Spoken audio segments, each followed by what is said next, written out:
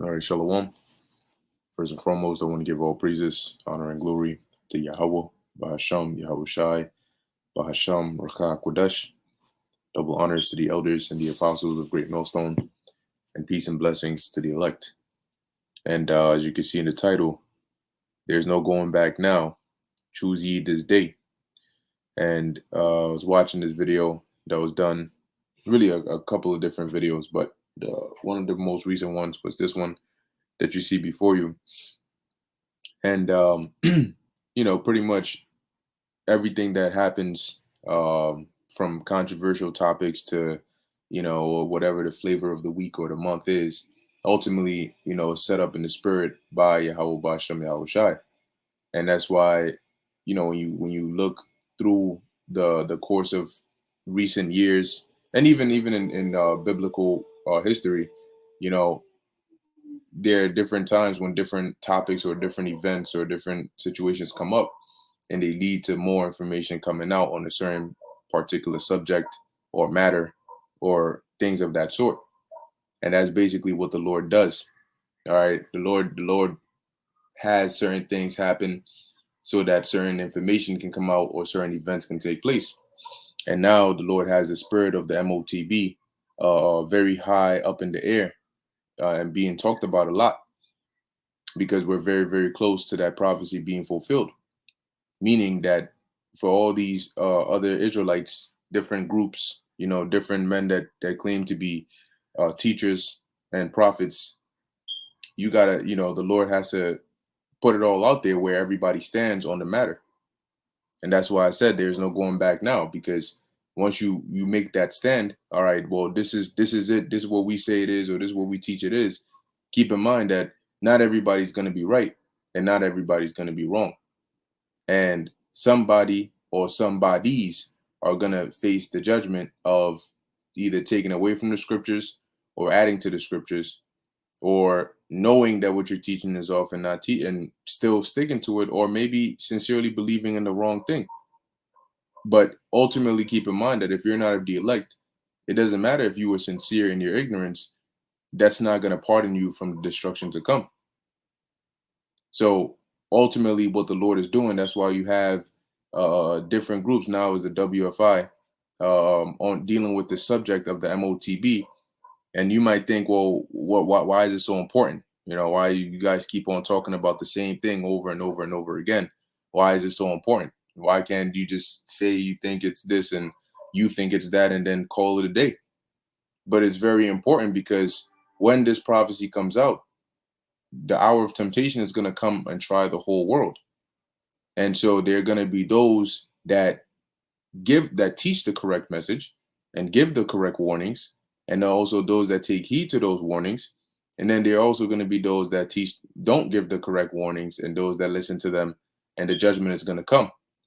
But when the time comes, there's going to be no room to say, oh, I didn't know, or oh, I wasn't sure. Everybody made a choice.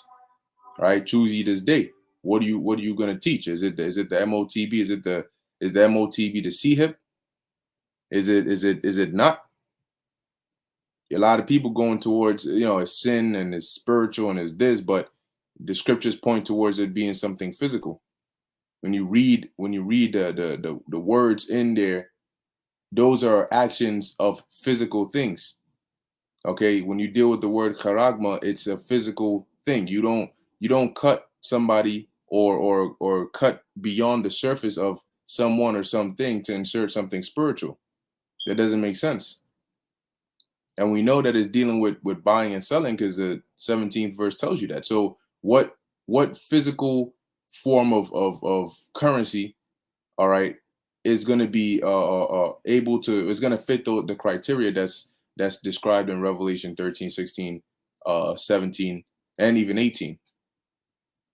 All right, but that's okay, because the scriptures tell us in Romans, I believe it's Romans 3:3, for what if some did not believe? So at the end of the day, regardless of what, if you don't believe that the MOTB is what we're saying it is, well, time is going to tell. But a lot of people are going to find out the hard way. And when the judgment comes, for a lot, it's going to be no going back. So don't take this lightly. This is actually a very, very serious thing and a very serious time. The word of the Lord, Yahweh, Bahashem Yahweh Shai, must be taught with you have to teach it through fear. And I say fear because you have to make sure that you're teaching the correct thing. You don't want to be guilty of tainting the word of the Holy One, because that comes with a very, very high and hefty penalty. And pride is most definitely not worth that. Okay, but moving on, I have a few precepts here. Lord willing, it won't be a long lesson, but I just want to get a few of these precepts and get straight to the point. Because just keep in mind that ultimately Yahweh Ba'Shem Yahweh Shai is behind it all. He's the one who gives the inspiration for these lessons, even the lessons we do as well as the lessons that other individuals do. The Lord is the one that gives the inspiration for it all. So this is the book of Ezekiel, chapter 33, verse 33. It says, "And when this cometh to pass, lo, it will come." So what is that talking about? These prophecies. And right now, one of the main ones that the focus is on is the MOTB. Now, the interesting thing about it is, so you say it's sin or it's this or it's not. It's not the CHIP. When the CHIP comes out and they link it to the CBDC and they put it out and you're seeing it progressively become more and more and more mainstream to the point where people, everywhere you go, you're seeing commercials about it, advertising, like it's out there. What is going to be said about it? What are we going to be able to link it in the scriptures, find out where it's mentioned? Because it's going to be a worldwide thing. It's going to be a big deal, right? So when people start asking those questions, okay, so all right, so then the question now becomes, if the MOTB is not the CHIP, then is it okay for you to take the CHIP? That question is going to come. Then what's going to be the answer?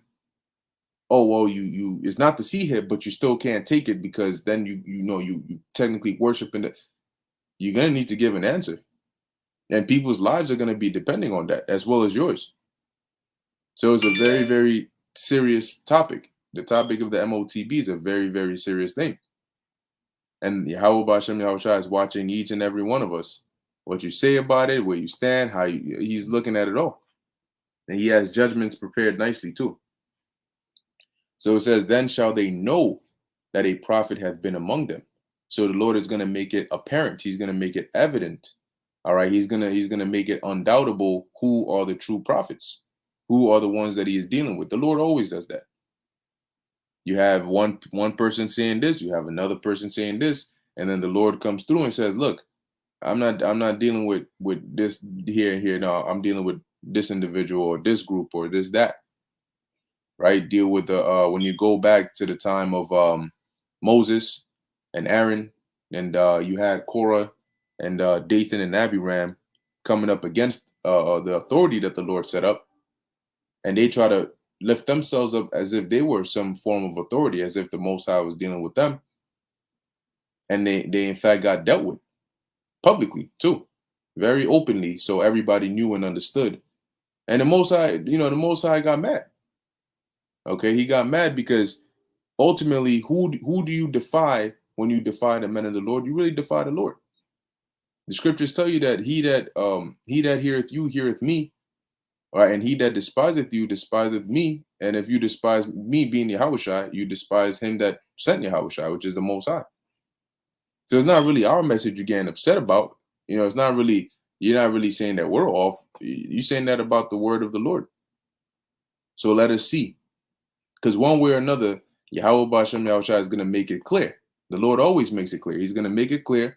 He's gonna make the judgment. Boom, so everybody can know this is who I'm dealing with. This is what my truth is. This is it.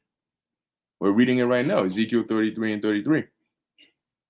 And now moving on, this is the book of Deuteronomy, chapter 18, verse 21. And this is why it tells you, and also, let me pull it up real quick. The book of Revelation, chapter 22.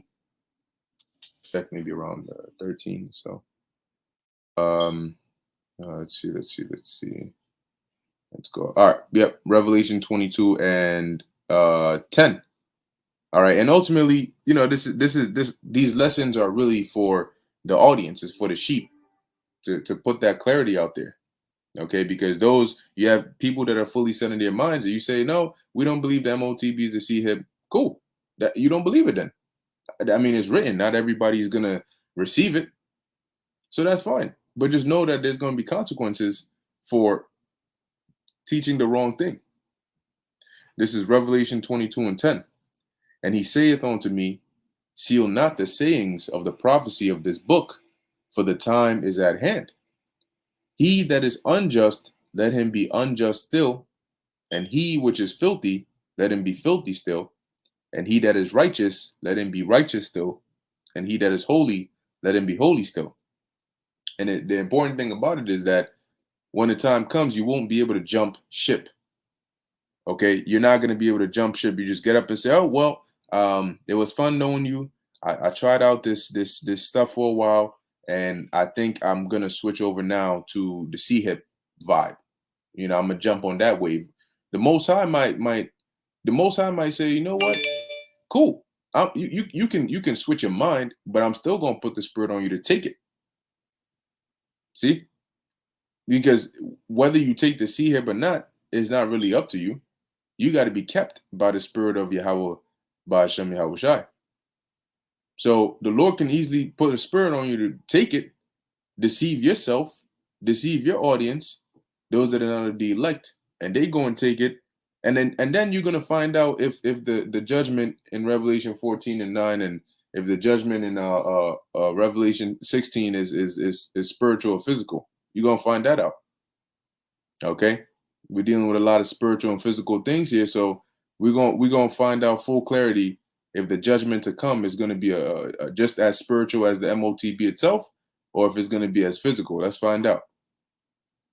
Okay, and I mean personally, I'm not trying to find out by I'd rather find out on the chariot, like it says in Revelation 15:2.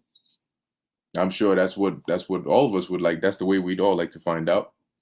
Okay, but unfortunately, not everybody's going to find out that way. So moving on, this is a book. What I was going to get was Ezekiel, Slakia, Deuteronomy 18:21. It reads, and if thou say in thine heart, how shall we know the word which Yahweh hath not spoken? When a prophet speaketh in the name of the Lord, if the thing follow not, nor come to pass, that is the thing which the Lord hath not spoken. But the prophet hath spoken it presumptuously, thou shalt not be afraid of him. So in time, the Lord is going to have it revealed. And that's why we always ask, okay, so it's easy for you to say that the MOTB is not what we're saying it is, but it is not as easy for you to explain what is it then. And the reason we have to push that for individuals to declare, okay, if you don't agree, if it's not the C-hip, what is it? Is that way it can be like Deuteronomy 18:22, it can be known if you are a true prophet or not. Because then you make a stand and you say, okay, it's not the C-hip, and it's in fact this, or it's in fact that. Now, the second you say it's sin, there's a whole bunch of scriptures in here that completely invalidate that point. But whatever else you say it is, in process of time, we're going to find out. But we're telling you, through the spirit and power of Yahweh Ba'ashem Yahweh Shai, that it is the micro C-hip. And it's going to come out. And if you take it, you would have taken the MOTB. And if you take the MOTB, you're going to get judged. Point blank, period. It's very, very simple. Okay, it's very simple. But as the scriptures go, it really is only plain unto those that has been given to, which leads me here. All right, what we're about to read of here in Matthew 13 is something similar to what's happening now in the spirit. Because the Lord Yahweh Shai is speaking right now. But at the same time, just like he did when he was physically on the earth, when he spoke in parables to the masses, but he gave the understanding to his disciples, he's doing the same thing now. Right? The scriptures say that the Lord comes in the volume of the book. So the words that are going out is really the Lord speaking, but unto those that it is not given to receive, it is a stumbling block unto them. So to them, it is in parables. To them, they're not going to receive it, they're not going to understand it, and they're not going to accept it. But unto those who have ears to hear, the sheep of the Lord, it's gonna click just like that. So it says, this is Matthew 13:10, and the disciples came and said unto him, why speakest thou unto them in parables? See, and this is also why you got individuals that are so, well, why you guys always got to have this back and forth, and why can't we all just come together and do all this, that, and the third? But hold on a second, come together. How is that going to come about? You can't. What did the Apostle Paul say about how whenever I believe it was in the book of Corinthians, dealing with how everybody has a psalm and they speaking their own thing, but really we all should speak the same thing. So the scriptures also say that can two walk together except they be agreed? No, we cannot. Because if I want to go right and you want to go left, now here's the problem. We can't go anywhere. I'm going right, you going left, we pulling on one another, we can't go anywhere. So that's not going to work. And there's not going to be edification coming out of that, because while one individual is speaking on a certain matter, right? Because you're going to have the common ground, right? But we're supposed to teach the whole scriptures.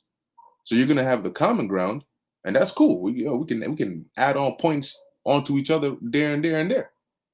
But once it gets to the point that's out of the common ground, where you teach something different and we teach something different, then the second you mention it, if the other group are truly men of the Lord, they're gonna have to give the correct understanding. You can't sit there and just hold your peace and let somebody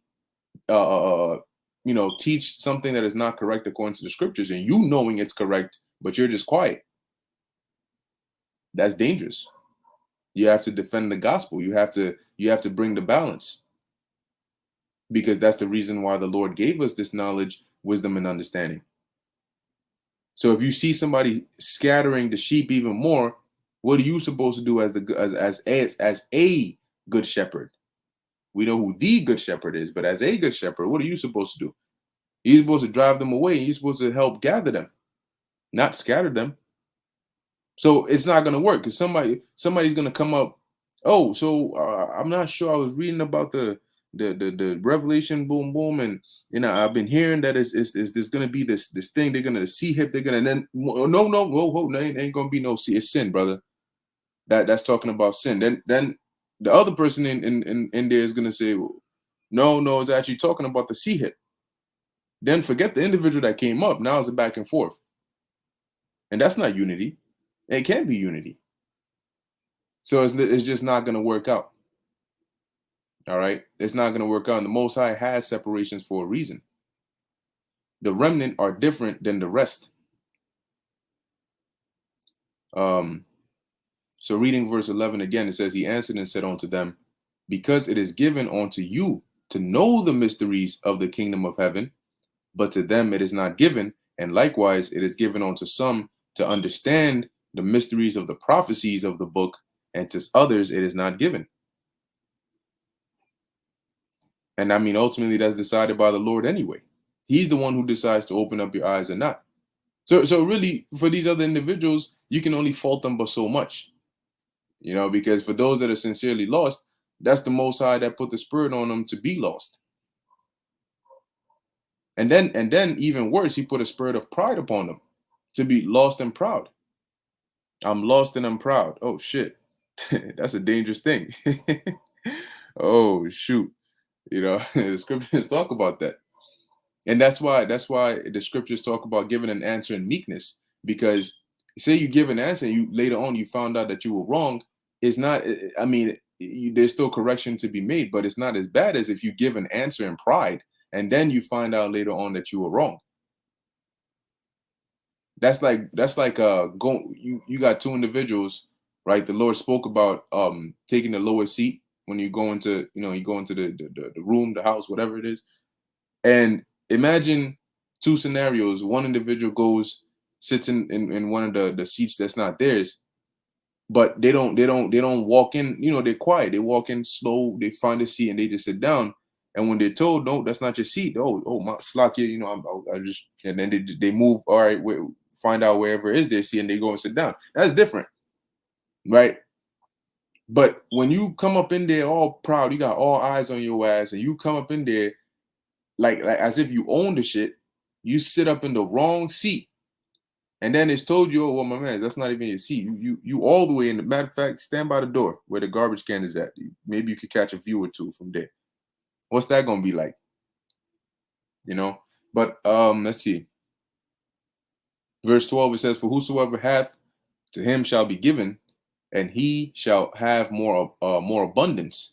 But whosoever hath not, from him shall be taken away even that he hath.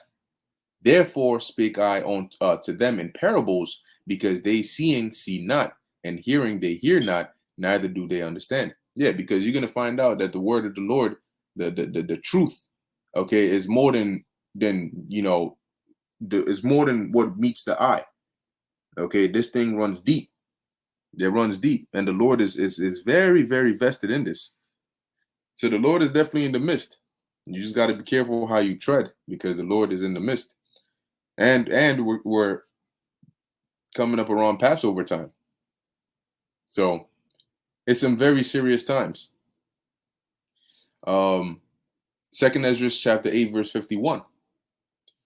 But understand thou for thyself, and seek out the glory for such as be like thee. And I brought this out because as it was said to Ezra, understand for thyself. We're not going, bend over backwards trying to drill something into some. No, that's not. No. Okay, we're gonna understand for ourselves, and as it says, seek out the glory for such as be like thee. Meaning, not everybody. The Lord didn't open up the eyes of every individual to see it. So no, we don't even expect. And in fact, we expect majority of people not to see it. Not that that's what we want, but that's what we expect, because according to the scriptures, the Lord said he didn't open up the eyes of many. It is only a few. So if you get it, you get it. If not, we just want to make sure that it's on record. That it's declared, okay, openly, all right, this is where you stand. Okay, this is where we stand. Now, whatever you say about that's cool. But we are openly standing firm. Okay, this is where we stand. So when you deal with the book of Second Ezra, I believe it's the second chapter, around the 40th verse on down, and Ezra talks about he commended those that stood so stiffly, right, for the name of the Lord. Well, guess what? That's somebody. Ezra had to have seen some group. He had to have seen some individuals. And guess what? Those individuals are here today. So one way or another, somebody's going to be there getting crowned. And one way or another, somebody's going to be down here getting burnt up, getting melted and left there and cooked in the physical. Somebody is gonna suffer that grievous cancerous sore for taking the MOTB. And yes, that's a physical sore. And that's when you take that thing, that C-hip, you'll see it. So lastly, this is the book of Second Ezra chapter 10, verse 57. So really what this does is it highlights even more the rarity, but also the value of this knowledge, the value of the oil, the correct understanding of the scriptures, because it goes to show you that, look, this is something that not everybody can receive. It doesn't matter how studious you are, or how intellectual you may seem, or how deep in the priest, how many things you can memorize. Ultimately, it goes to show you, because for example, the individuals at WFI, they're not idiots. They study, they learn, they go into certain scriptures, but going to show you that it's not of your fleshly capabilities, how fast you can think, how deep in the scriptures you can search. How It's not about that. It's about, ultimately, did the Most High open up your eyes to it, or did he not? And if he didn't, it does not matter what, who, when, where you are, you ain't gonna see it. You will not be able to receive it, because it is a secret that it is the Lord's secret to give, and the Lord's secret to take away. That's it. We come out and make it public. We come out and proclaim the word, and do as the Lord commanded us. But for those that are going to see it and accept it and believe it, that is given of Yahweh Ba'Shem Yahweh Shai. And that's that. And the same way he gives, he can take away. So this is the book of Second Ezra, chapter 10, verse 57. It says, "For thou art blessed above many other." You hear that? But the Most High don't. The Most High don't got favorites. The Most High don't do that. So why is somebody blessed more than another? Shouldn't everybody be blessed equally? That's not how the Lord deals. So, dealing like he said to Ezra, and it doesn't just apply to Ezra. It applies to, as we're about to read, "For thou art blessed above many other, and art called with the highest, so are but few." So you had Ezra, and you had those that are of the elect, those that were like Ezra, that are blessed above many others and called with the highest. And those are the ones that are going to know and understand this truth and teach it rightly and correctly. And like I said, don't worry. Yahweh Ba'ashem Yahweh Shai is not the author of confusion. The Lord is going to clear it all up and let it be known who are his chosen, who is he dealing with, and who is he not dealing with. And there's no going back once that is done. So be careful what you teach. Anyway, that's pretty much it. I made my point. Let's see what we got on here.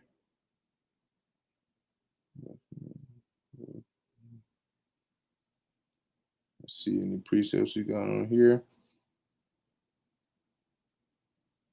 That's it. Yep, this is a good one. GMS Chayal, Exodus 16:8. "And Moses said, This shall be when the Lord Yahweh shall give you in the evening flesh to eat, and in the morning bread to the full.